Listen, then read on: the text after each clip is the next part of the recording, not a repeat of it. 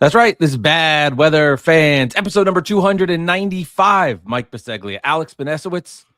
The Knicks losers last night in Sacramento. The Nets losers against the Pelicans. Nets tank. It's tanking. A good loss in that department. If you're looking at it that way, we'll break that down. And the Knicks losers again. Their struggles continue. This time against the Pelicans. This time against the Kings. The Nets losers to the Pelicans. Jalen Brunson, though, goes down hurt. First couple minutes of the game, sprains his ankle, self-inflicted in a sense, in a movie he's trying to make. The coach calls out Karl Anthony Towns, presses Achua, goes bonkers. On the Nets side, the young backcourt, Powell and Yegor Demon start, and good bright spot for the Nets. And here we are, Alex. Good morning. Thursday. John Harbaugh is the head coach of the Giants. Very close to it. How are you doing? I'm doing all right.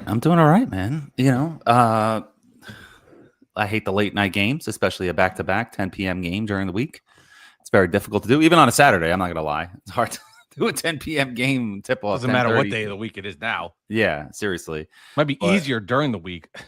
Yeah, that's true. It's got to wire it up. Well, the Nets have an 8 o'clock game. That's, I think, the perfect time for a game. Dad with kids. For a dad. Yes. Get the kids down. It's really 8:08 once it really officially gets going. Right. And you don't really miss stuff or have to pause things. You just start the game, which is right. Nice. You get your water, you get all set up, you get a little bowl of popcorn or whatever you're going to snack on, and you're good to go. You know what I mean? It's nice. I like that. But yeah, the 10 o'clock, give me a break. Forget Too late. Yeah. Forget it. Not at this stage of life. No. But yeah, Knicks, Nets, Alex, I'll tell you this. I have changed my viewpoint on the tank. You know, they're on a 5-game losing streak. Right. A lot of these games have been ultra competitive. If you look at all the box scores and all these games outside of one of them, they've been in these games, but they're just losing them at the end. To me, this actually feels the most beneficial, where you have the young players getting a lot of the minutes. I mean, if you look at last night's rotation, you got 4 rookies playing heavy minutes. Mm-hmm. If you're going to lose this way, get Yegor the experience. You let Powell get the experience, who looked really good last night, his best game as a net. I think you feel good about that, and it's the way to go. Like, now you're 11-27.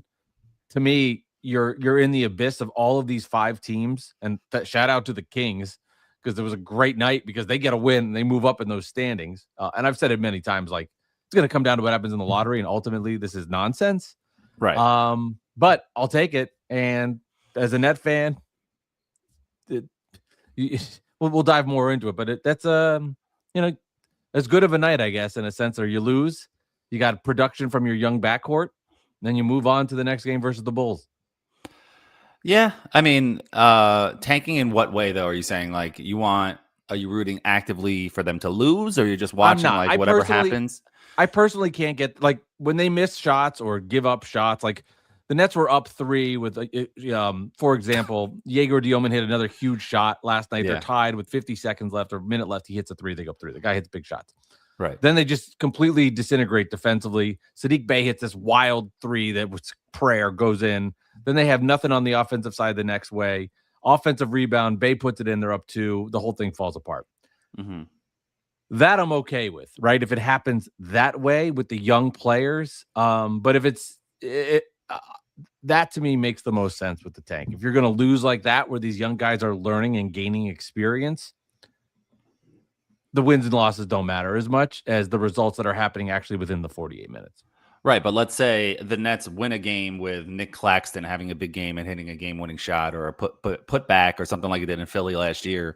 Do you get excited by that, or are you like, in the moment? Man, come on. In the moment, yeah. In the moment, yeah. I mean, I'm a human being. Like, I would be a liar here if I come on and I'm rooting actively for them to lose. Like, if that's how you want to approach it, and you're literally watching it, like when Yegor hits a 3, you're like, fuck, that cut it to 4. Like, I just don't watch. I don't know. Yeah. That's not in my DNA. But reflecting it after 24 hours later, 12 hours later, yeah, I can look at it like that. But I can't, as a human being, sit there.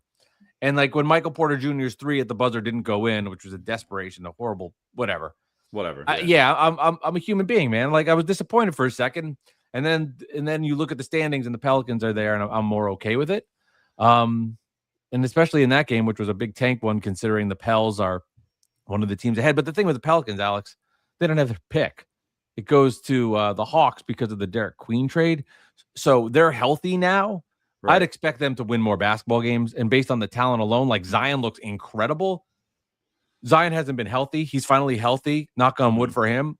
They're going to win more basketball games if that guy's rolling. Like he was awesome last night. Yeah.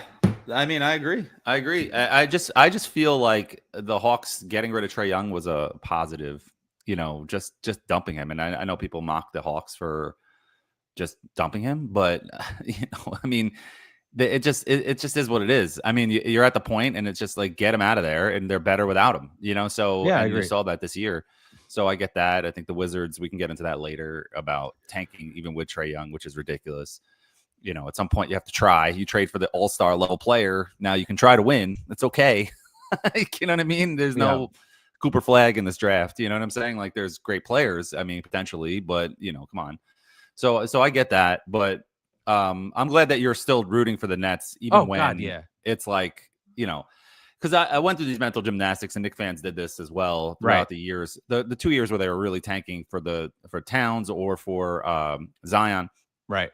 Those 2 years, you're like, oh, we don't want to win, but if they do, it's fine. And it's just like, you can't root for them to lose, but you know what I mean? Like if this player hits a shot, it's good. But if it's another guy, then it's bad. Like if Langston Galloway gets hot at the end of the year and costs us Towns, that's not good. And that's what happened. You know what I mean? So, those kind of things. So I get that. That's really tough. That's a really tough thing. Mental gymnastics for a fan. And that sucks. It's the worst place to be as a fan. Honestly. It's better than last year, though, because at least there's rookies and there's guys on their team with development like Noah Clowney, Jaeger Dioman, Blake Powell, Nolan Traore, Danny Wolf, Ben Saroff. At least it's their guys. It's their younger core. And, I can, and Day'Ron Sharp, who's been awesome, I can get behind that more. Last year was harder. And, for the Nets next year, they have a pick swap with the Rockets. So you'd assume that Houston's the better of the two teams. Right. And then they're going to swap it. So the Nets next year are not going to be tanking. They're going to be all in on going forward. I'm like, in my opinion, you keep MPJ, you roll with this roster, you pray to the gods on the lottery that they land that one of the top couple of picks. Then you move into next season with all the cap flexibility and everything they have, and away we go. But you can, at least as a Nets fan, I think you can feel like it's a little bit closer. Right. And there's some movement. And to your point about the Hawks and Trae Young, trading him, Atlanta's going to get that pick from the Pelicans. They're going to essentially have, another really good lottery pick to add to that nice young core. So it makes sense for the Hawks, and for the Wizards. We'll see if Trae can revitalize his career. Similar to what I guess would need to happen for John Morant and the Grizzlies, as it feels like it's a crossroads in Memphis for him, as his time with the Grizz are most likely coming to an end. Yeah, and I really do think the Nets should trade for John Morant, especially if it's in a salary dump kind of a deal. You keep Michael Porter Jr. and you actually try to win. You don't trade any of the kids.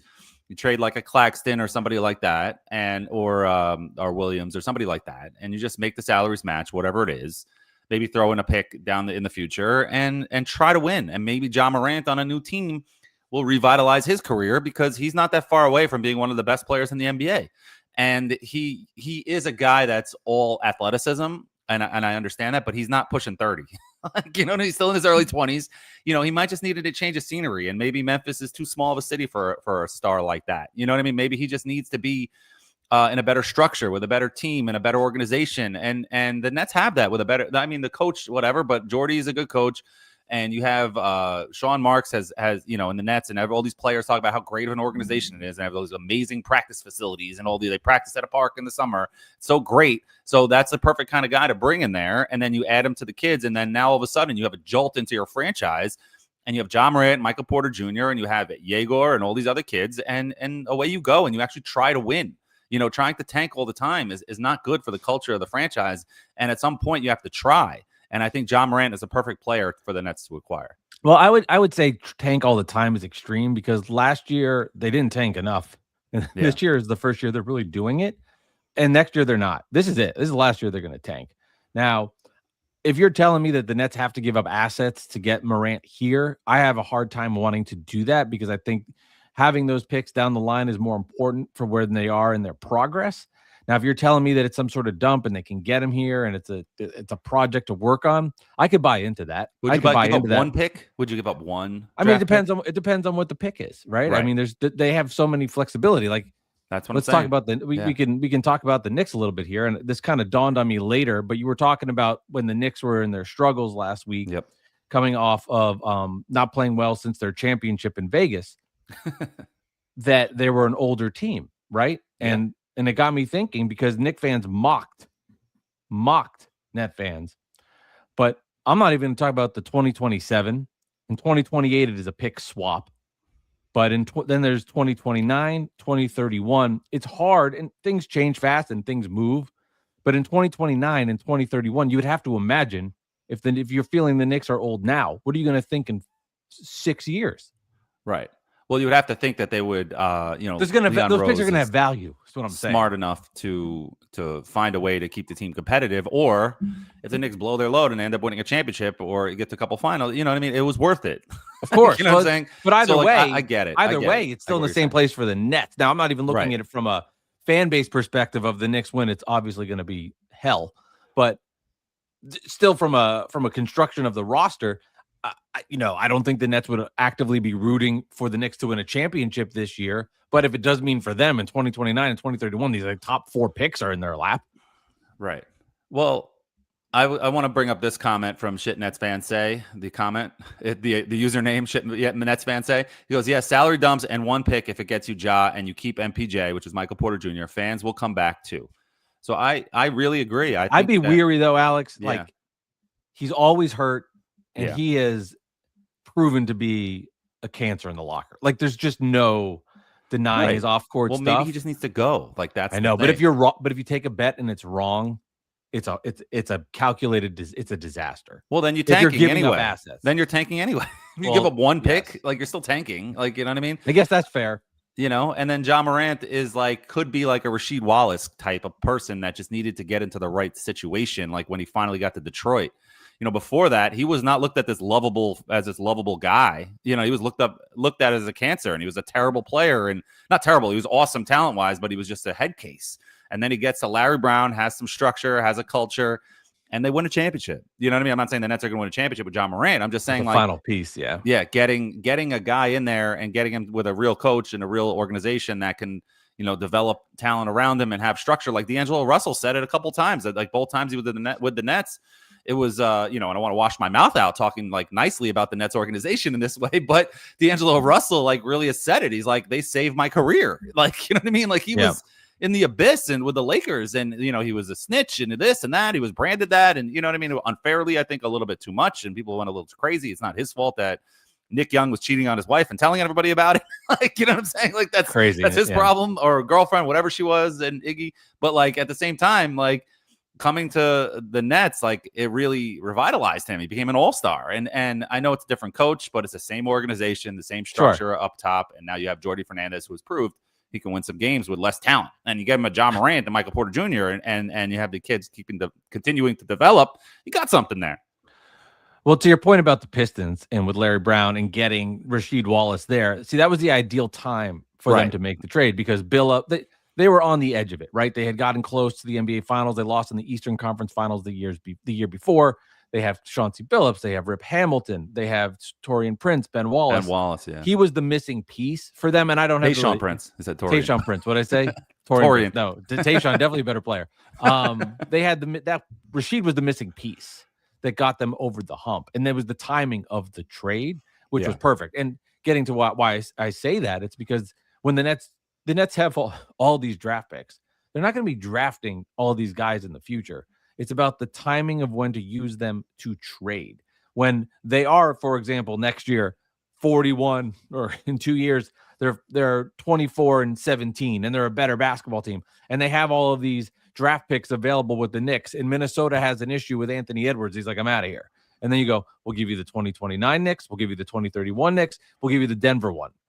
Then you want to take those chips and make the move, because Yegor's ascended. Their rookie next year is there. And they're like, okay, now it's time to make the trade. Right. So as long as it doesn't hinder that availability in the future, and I think I'm thinking like a GM, to be honest. I know it's a little bit of a chess playing here, Alex, Not checkers. but Yeah. not checkers. But that's how I really feel about it. Yeah.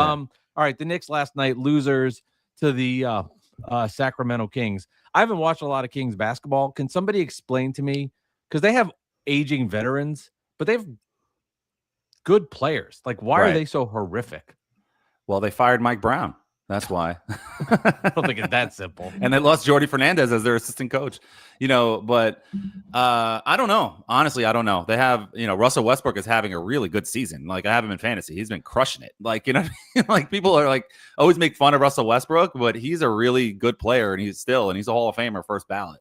But I don't know. Zach LaVine and DeMar DeRozan are like the poster child of overpaid, not as good as their contract players. And I don't understand why they're so bad. But like last night, Precious Achiuwa had his revenge game, 20-12. Yeah. He was dominating them. And, Mike Brown calls out Towns after the game for not hustling back on defense when he falls down. And he didn't even make it to half court. They watched it at halftime. It was a pretty, glaring point. But all that doesn't really matter. What matters is Jalen Brunson, who got injured last night. He twisted his ankle pretty bad. You can see it. You can look it up and find it anywhere on YouTube. Sure.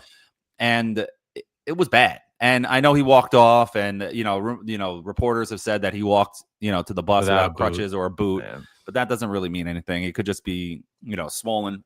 He's obviously not going to play tonight. If I would guess. I hope not. And then let's hope he doesn't miss weeks. Hopefully it's just days and not weeks. And I hope that he's fine, because without him, none of this matters. You know what I mean? None of this matters. Towns or OG or Mikal or anything. If Jalen Brunson's hurt for a significant period of time, God forbid, it doesn't matter. None of it matters. So it's all over, and we have to reboot for next year, and that would suck. So I think he's going to be okay, considering he walked out. He wasn't, taken out on a stretcher. He's okay.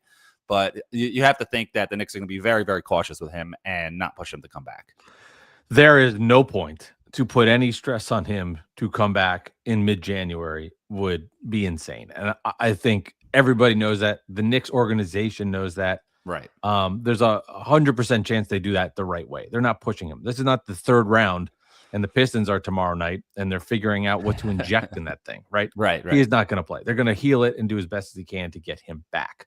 That's a no-brainer. It's interesting, too, because you don't really see sprained ankles like that on a non-contact injury. Or he caught his toe in the ground is what people, if he was cutting to the side and his toe went over. Yeah. You look at the injury he had last year. I believe it was in LA when he went to the basket. He got hurt earlier in the season. I think a concern, though, because I think he'll miss a week or whatever it ends up being, right? And then he's back. Yeah. Which, by the way, the Nets play the Knicks on Wednesday. Just keep an eye on that. Very exciting. If I'm serious, like if he's playing or not, that's a lost 12 straight. Tank consideration right there. No, all out. Got to end that 12-game losing streak. But I do wonder for him and the Knicks, like this is becoming a common theme with him, where he hurts his ankles and he gets injured, and that's a concern for durability because he plays so much and he's so important. What happens in May because he's vulnerable to this. And that's where I'm a Knicks fan, where I'm holding my breath. I felt that way with Kevin Durant every second. Now, ultimately, it ended up being James Harden that, as he said last week after he left the with the Clippers, beat the Nets. He goes, "That was the most injured I've ever been in my life." Was that one year? I was like, "Thanks for the reminder." What happens in May? Can he hold up? Because he'll be back in a week. I don't think it's going to be anything crazy. But does it happen again? Is there another injury? Because he's shown now that his durability. He gets hurt and his ankles get hurt a couple times a year. He does. And it's unfortunate. I mean, he had already had the injury, which might've been a wink rest kind of situation in the first month of the season. Cause I don't think he was really hurt, but we'll never know. But now he's legitimately hurt because you saw it. And it's one of those like, all right, you're on the West Coast flying back to New York. You're not going to play him. Like put him on ice, like just relax for a little bit. And, it's scary because the Knicks have been falling. And I lost track of what it's been since the NBA Cup, but it might be 7 and 8 now since then. And that sucks. And, a nice win the other day. But at the end of the day, you gotta string some wins together. You got to get going. And as long as the Knicks are in the top 4, they'll be okay. You got to have, some kind of home court advantage somewhere.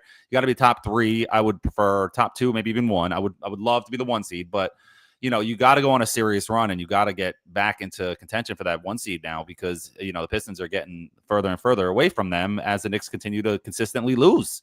So at some point you got to get that push. But if Brunson is out for an extended period, it's going to be tough. But it is easier to game plan for a game when he's not playing than when he's just out in the first quarter. And then now you're scrambling.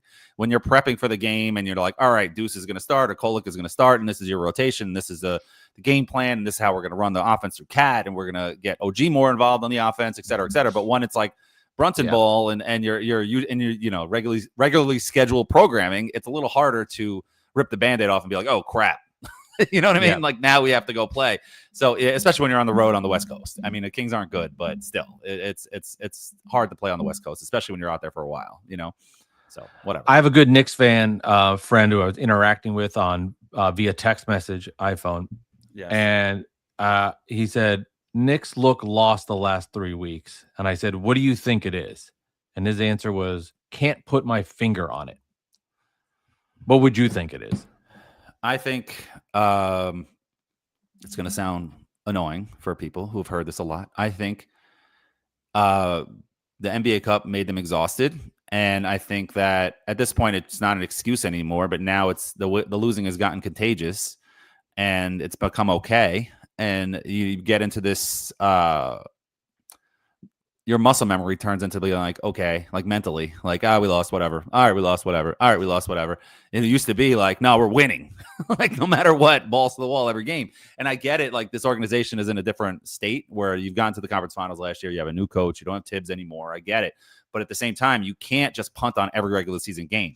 When you lose random games here and there to the Cavs or the Pistons or the Pacers or the Lakers or this and that, and you have a terrible regular season record, it's more of a coincidence than a trend. When you're 0-4 versus this team, 0-4 versus this team, the Thunder you can't beat, and ESPN blows it up as like the Knicks are not real contenders, and you get to the conference finals anyway. That's one thing. But it's another thing when you're consistently losing and your record is not good. Like, that's what's going on right now with the Knicks, and they need to get it together and kick it into gear, because it's getting a little scary. It's not time to panic. Don't misquote me. It's okay. Like, things still will be okay, as long as Brunson's okay. And even if he's not, and he's only out like for, let's say, a month, they'll be all right. But it's time to win some damn games, Like, it's time to get your seeding, get up to the top of the conference. They're still there, but I think they're still the 3 seed, but still you gotta get to that 1 or push for it. Yeah. It's been a while since the tourney. So at some point, every team's going to have adversity in the season. True. You have to push through it. I guess what you're saying is they'll turn it on when it counts.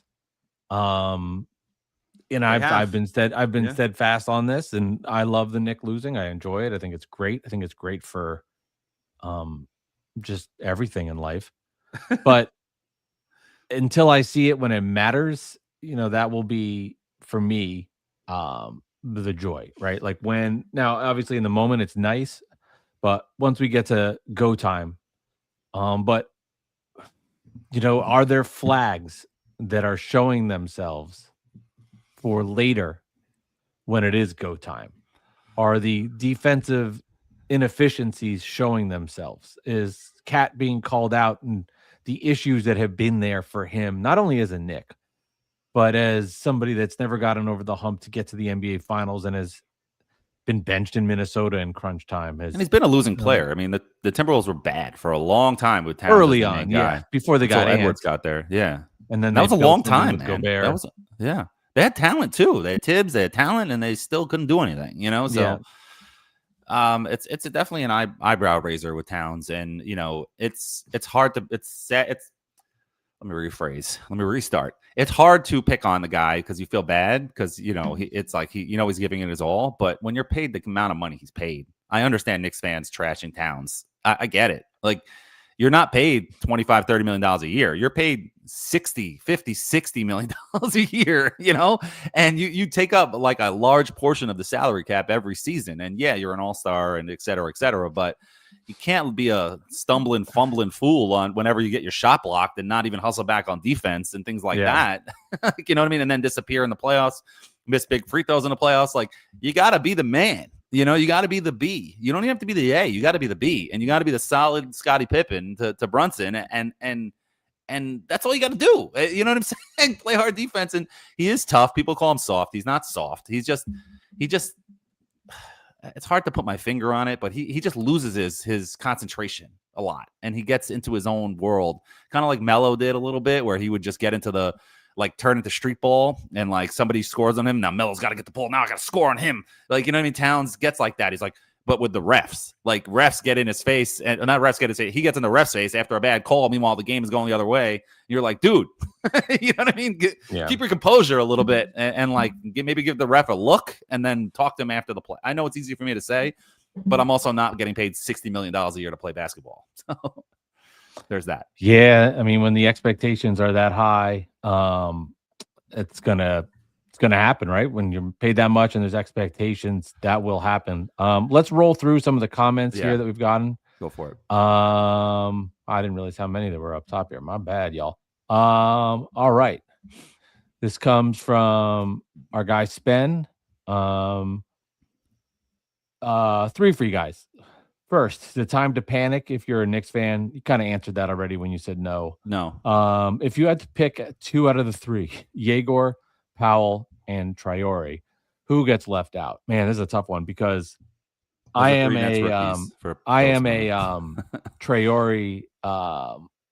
What's the word I'm looking for? Stan.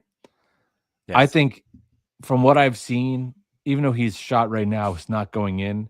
His ability to get into the paint and distribute is so good.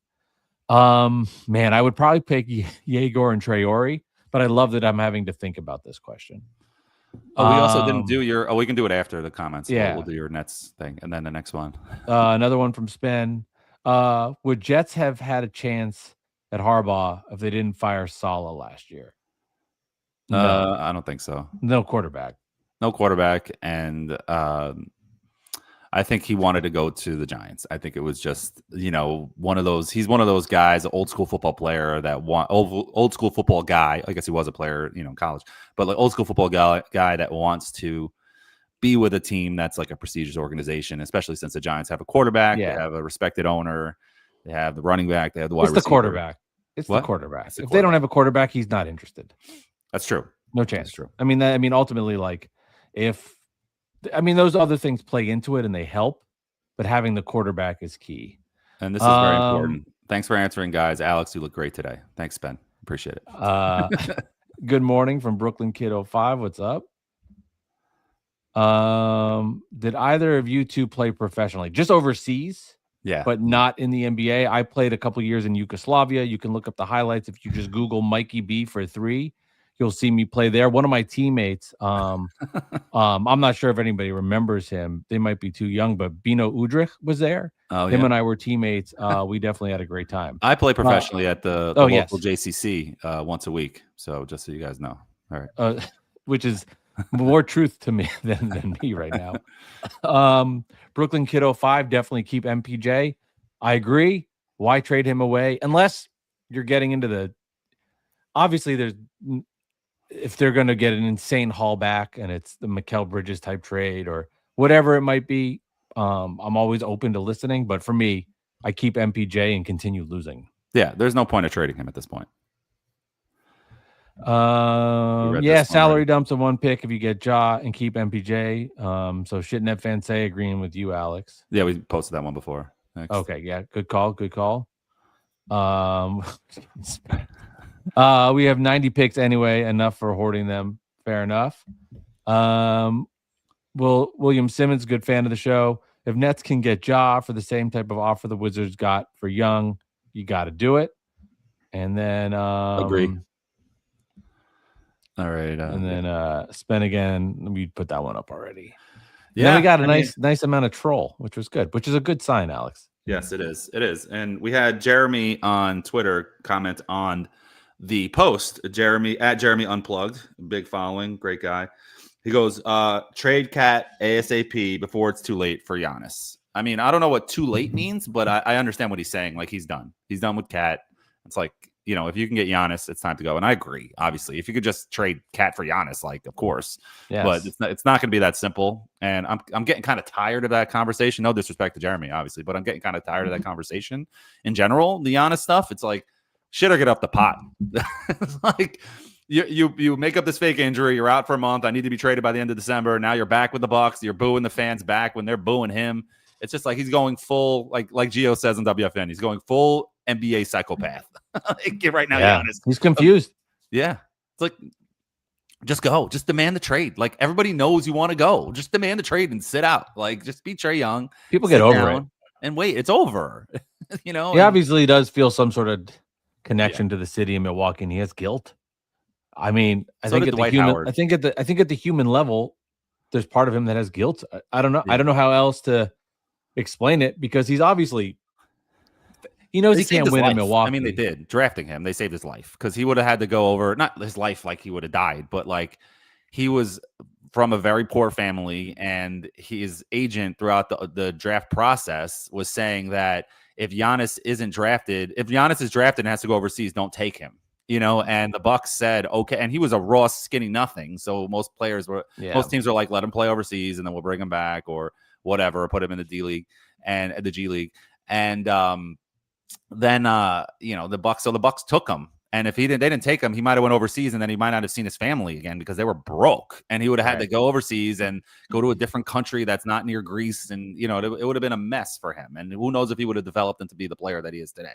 So he has a lot of emotional attachments to Milwaukee, and he won a championship there. So I get it. But at the same time, it's like, dude, it's the past is the past, and the past is, going in the future doesn't change the past. You know what I'm saying? Like, at this point, you clearly want to go, like, just go, Yeah, he can't figure it out. He's torn. He feels guilt and everything that you just stressed. So all good points on that front. Alex, time for the favorite part of the segment. Who am I most excited about? Rookie? Is that how we of the 5 rookies, Mike, which rookie are you most excited for right now with the Nets? I think it has to be Jaeger, because of his just ability to hit huge shots, and just seeing his early growth has been really good. Halfway through the season, I think he'd be very happy with it. It is amazing how everybody said this guy is a horrible shooter, and he has like the prettiest jump shot.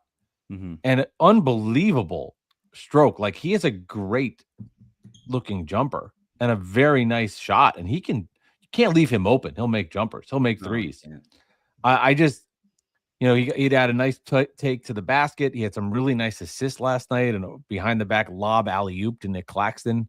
Yeah. There's still things he has to improve on: getting to the basket, defending, ball handling, all of these things. But the intangible of him, I mean, that game he had against the Orlando Magic was ridiculous, when he was just like, could not miss, heat check threes all over the place to come back. He when it's a big shot, he makes them. That's all that matters. Yeah. He's been solid, man. I just can't get over how everybody's like, this guy can't shoot. He doesn't know how to shoot.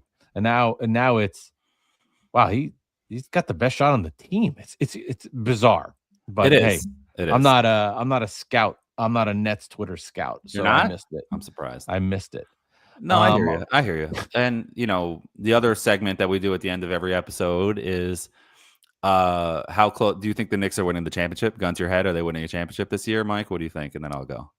Do I think they're winning? Yeah, gun to your head, are they winning a championship this year? I think they're going to win it twice. They're that good. And once, they might actually. Are they winning? No, I would say they are not. I'm still going yes, because I still think it's early, and I'm not going to panic. It all depends. Jalen Brunson's injury, obviously, God forbid if it's the worst, and we're going to have to reassess this whole season and see what we can do. But, that would be a major buzzkill. But I do still think the Knicks can pull it off and will. I'm gonna go gun to head yes for the Knicks winning a championship. Really quickly, you want to end with some football of John Harbaugh? How you feeling? I want to actually do this real quick. Yeah, go for it. We'll bring this back if you don't mind. What? The standings? The tank. Oh, the tankathon. The tankathon. Oh, Mike, so I'm does one sim. Everybody knows the rules. And then I'm going one lottery sim. Bring it down. Oh, I didn't. I don't know if I got it down enough, but I didn't. I can't see anyway, so that's fine. Can you see it now? Yep. You're good. Okay, Mike's one sim, 14 Atlanta. All right, we got You want me to read it, or you want to read the it? Pacers. So a lot of teams have moved down. The Nets have moved up in the lottery. The Wizards They're ended still- 6th. So Knicks, if they're 8 and below, then the Knicks get their pick. So they went down 3 spots and they're 6. So that wouldn't. So they don't get the pick. The Knicks don't get the pick. Nets still. Oh, Nets moved up 2 spots. They'll end with the number 3 pick in the draft. Yeah. Portland really jumped up in the lottery. Wow, 11 spots. Would make that sense, would be crazy if Portland got the number 1 pick.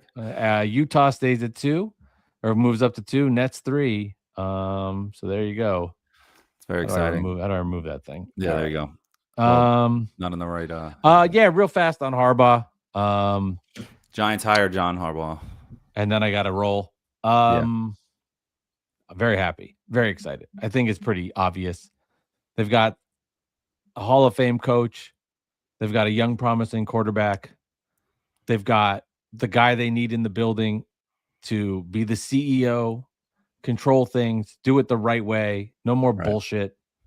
There's a perfect hire at the perfect time, and there's now expectations for the Giants. And this is a very exciting time if you're a Giants fan. It's the most hope you've had in a decade. Yeah, and I agree. I'm not a Giants fan. I'm a Jets fan, obviously. But I do think that for the Giants, it's a perfect hire, especially a guy who's chomping at the bit to keep coaching. He got fired. He didn't quit like Tomlin, who wants to take a year off and relax and then reassess his life. But Harbaugh is like ready to go, and he wants to coach, and he wants to prove the Ravens wrong for firing him. He wants to go to a prestigious organization like the Giants. I mean, they still suck. I mean, they're not prestigious much anymore, but they have the history behind them, so he wants to go there. He's got the quarterback, he's got the running back, got the wide receiver. As long as those guys stay healthy, and guys like Abdul Carter show up for work, and the Giants nail this draft, they should be in the playoffs next year without a doubt, in my opinion. It's exciting. I mean, it's exciting. It gives instant hope for the Giants because they have pieces. They need people to just direct them in the right direction. That's why Harbaugh's looking at this job as one to take. Direct them in the right direction. Yes. No. I guess. Yeah. Exactly. Double direct. Yes. Double D. Yeah. You gotta do it. So I feel good about that, and we'll see what happens. Not official yet, but it sounds like it's happening. Extremely close to happening. So verbal accept. Kudos to the Giants. All right, this has been Bad Weather Fans, episode 295. Mike and Alex, don't forget to like and subscribe. Check us out on YouTube as well. Good Rolodex of shows for you there. As I mentioned, this is episode 295. Go check out some of our earlier interviews. Tracy McGrady, Richard Jefferson, Meta World Peace, Channing Fried at Iron Eagle, to name a few. Nets, losers to the Pelicans. Knicks, losers to the Kings. Jalen Brunson injury. We'll keep an eye on that. Alex, have a great Thursday, and we'll talk to you later, all right? All right, let's go Knicks. And, Dante Moore is soft. I'll just say that as a Jets fan. I'm happy he didn't come out because I don't want him if he doesn't want to come in. So, if you were dancing around that much and you're not sure, then see you later. Probably the best thing to happen to the Jets. And, that's about a minute is all the Jets deserve right now on this podcast. So, let's go. And let's go Knicks. Hopefully Jalen Brunson's okay. And the Nets should trade for John Morant, and subscribe and like and, all that good stuff. Bad Weather Fans, episode 295. We'll catch y'all next week. Bye.